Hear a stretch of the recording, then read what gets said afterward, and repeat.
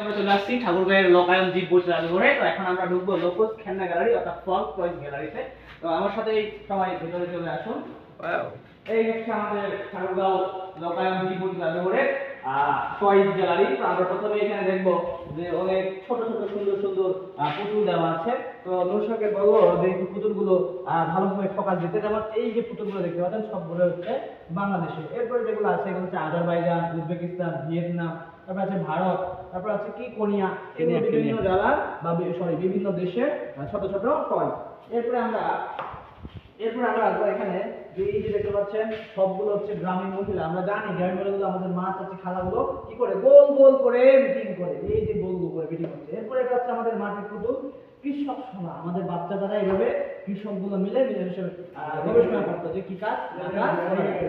এরপরে আমরা এখন দেখবো এই যে আমাদের এটা হচ্ছে কি যে মাটির পুতুল মা ও শিশু। এরপর হচ্ছে আমাদের মাটির পুতুল গায়ের বধূ।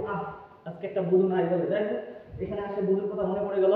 হ্যাঁ, আমাদের তোমরা বধূ দেখতে পারো। তারপরে এটা হচ্ছে মাটির পুতুল বিভিন্ন আকৃতির নারী, মানে যে পাতলা, মোটা, গর্ভবতী বা আরো বিভিন্ন ডিজাইনের যে আমাদের বিভিন্ন ধরনের যে মহিলা গরম থাকে সেগুলো আছে। তারপর হচ্ছে কি যে এই যে আমাদের এগুলো হচ্ছে বিদ্যালয়ের সহায়ত শিক্ষার্থী ও অভিভাবক, অর্থাৎ এই যে এরা হচ্ছে শিক্ষার্থী এবং এই যে এরা হচ্ছে শিক্ষার্থী মধ্যখানে ইনি হচ্ছেন ম্যাম, তারপরে এই যে এরা হচ্ছে কি এরা হচ্ছে অভিভাবক।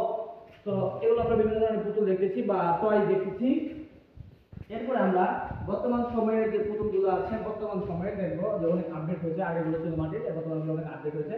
সবাই দেখতে পাচ্ছেন পুতুলগুলো কি কি টাইপের।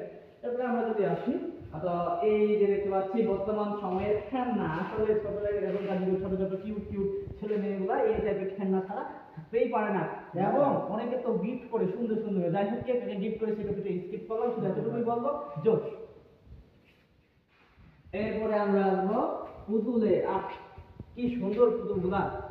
যাই হোক এই সবগুলো পুতুল সবাই মার্কেটে পেয়ে যাবেন, কিনবেন, বাসায় রাখবেন, সাজায় গুজে রাখবেন। ঠিক আছে।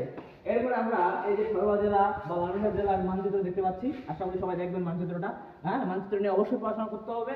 মানচিত্র ছাড়া কখনো উন্নয়ন করা সম্ভব না। তারপর আমরা একটু ঘুরে ঘুরে দেখি।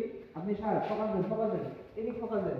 এই যে যন্ত্রপাতিগুলা এগুলো আমরা সবাই ছোটবেলায় পরিচিত, কত এগুলো নিয়ে খেলাধুলা করছি, ডাব কাঁঠাল আরো অনেক কিছু আছে। তারপর এখানে আমাদের আছে কি মার্বেল। ওয়াও ওয়াও ওয়াও, ছোটবেলা আমি কত মেয়ে মার্বেল নিয়ে এসে কি বলে গুগু বলে না কি বলে কত খেলছি, কত মানুষকে যাই হোক ওগুলো নিয়ে আমরা কথা না বলি। ছোটবেলার খেলাগুলো লাটিম অনেক খেলছি, দুরন্ত কিশোর। এটা আমি বাজার থেকে নিয়ে আসছিলাম, 15 বার গেছিলাম বাজার দেখতে, ওখান থেকে নিয়ে আসছিলাম। তারপরে যদি এদিকে আসি গাড়ি সব গাড়ি রে ফুটবল, দাবা, লুডু। যাই হোক মাশাআল্লাহ আজকে খুব ভালো লাগলো। তোমরা সবাই আসবেন, ঘুরবেন ফিরবেন। এই হচ্ছে আমাদের এই যে টয়স ঘরটা শেষ করলাম। এরপরে আমাদের সবচেয়ে পছন্দের যে দুটা জিনিস ছোটবেলায় প্রচুর খেলছি, এটা হচ্ছে আমাদের সাইকেলের রিং এবং এটা হচ্ছে আমাদের বল বিয়ারিং এর গাড়ি।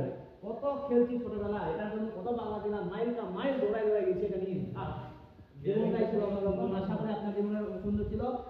নেক্সট অবশ্যই আমাদের সাপোর্ট করবেন এবং প্রতিদিন পক্ষ থেকে ইনশাআল্লাহ কোনো একদিন এই ভিজিট করা আসবে। সবার সাথে থাকবেন। ধন্যবাদ।